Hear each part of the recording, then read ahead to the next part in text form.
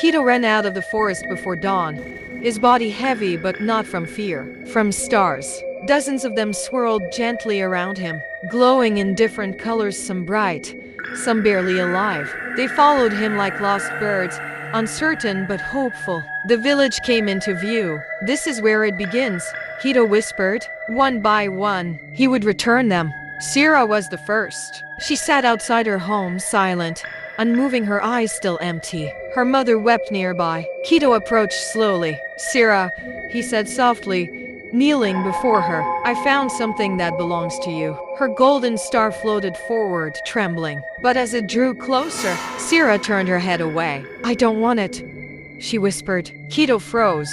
"What?" "It hurts," she said quietly. "Feeling things, wanting things. It hurts." The star dimmed slightly. Keto clenched his fists. This was what the keeper believed, that people would reject their own light. He leaned closer. "Yes, it hurts," he said, "but that pain means you're alive. It means your story isn't over." Cyrus' fingers twitched. "You don't have to be strong all at once," Keto continued. "Just don't give up completely." Silence. Then, slowly, Sira turned back. The star flickered, then rushed into her chest. She gasped. Color returned to her eyes. Her mother cried out in joy. And in that moment, Keto understood something powerful. A star doesn't need perfection, just a reason to stay. Word spread quickly. The boy who returned with light. The boy who could restore what was lost. People came, some curious, some desperate, some broken. And not all of them accepted their stars easily. A man who had failed too many times. A woman who no longer believed in herself. A boy who feared he would never be enough. Each one resisted, each one struggled. But Keto stayed with them, talking, listening, reminding them. And one by one, the stars returned. The village began to glow, not with magic, but with something deeper. Hope.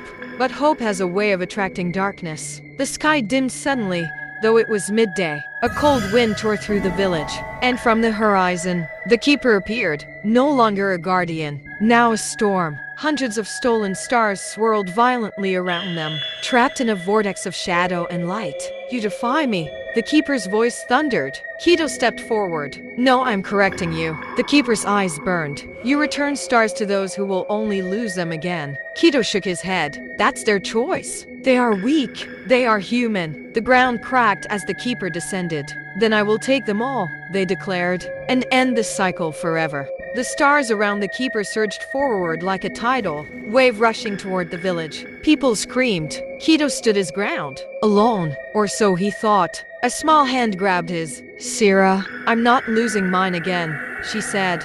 Then another voice joined. "Neither am I." And another, and another. Keto turned. The villagers stood behind him, each one glowing faintly from within. Their stars burned not perfectly, not evenly, but strongly enough. Together, the incoming storm collided with them, and something unexpected happened. The stolen stars hesitated. They flickered, as if recognizing something. Keto stepped forward, raising his voice. "You don't belong to fear."